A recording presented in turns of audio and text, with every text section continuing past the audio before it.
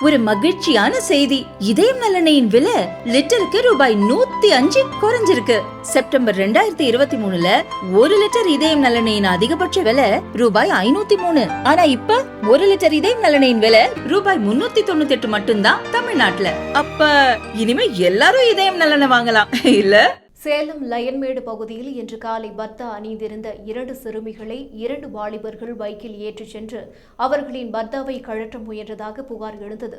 இதனை கண்ட அந்த பகுதியில் இருந்த இஸ்லாமிய சமூகத்தினர் அவர்களை விசாரித்த போது அவர்கள் முரண்பட்ட தகவல்களை கூறியதால் சம்பவம் குறித்து செவ்வாய்ப்பேட்டை காவல் நிலையத்திற்கு தகவல் வழங்கினர். இதையடுத்து எஸ்ஐ மணிகண்டன் சம்பவ இடத்துக்கு சென்று இருவரிடமும் விசாரணை நடத்த முயன்றார். ஆனால் அங்கு வந்த திமுக 48வது வார்டு கவுன்சிலர் விஜயாவின் கணவர் ராமலிங்கம் வாலிபர்களுக்கு ஆதரவாக செயல்பட்டார். மேலும் எஸ்ஐ அவர்களை காவல் நிலையத்திற்கு அழைத்துச் செல்ல முயன்றபோது அதற்கு எதிர்ப்பு தெரிவித்து எங்கள் ஆட்சி நடக்கிறது, நாங்கள் சொல்வதை மட்டுமே கேட்க வேண்டும் என மிரட்டியதாக கூறப்படுகிறது. பொதுமக்கள் முன்னிலையில் போலீசாரையே மிரட்டிய ராமலிங்கத்தின் செயல் பெரும் பரபரப்பை ஏற்படுத்தியது. இதையடுத்து சம்பந்தப்பட்ட இருவரையும் காவல் நிலையத்தில் விசாரிக்கும் போது அவர்களிடம் கேமரா, பென்டிரைவ், மாணவியின் பொருட்கள் இருந்ததாக கூறப்படுகிறது. இதனால் மாணவிகளை வைத்து சட்டவிரோத செயல்களில் ஈடுபட்டார்களா என போலீசார் தீவிர விசாரணை நடத்தி வருகின்றனர்.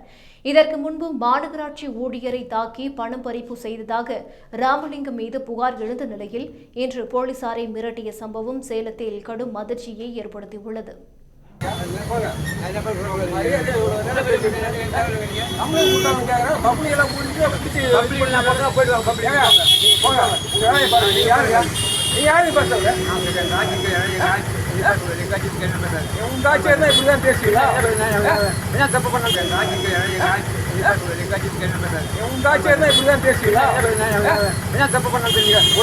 கம்ப்ளைண்ட் வாங்கிட்டு பேசுங்க. நீ யாரும் கம்ப்ளைண்ட் வாங்கிட்டு பேசுங்க. நீ யாருங்க?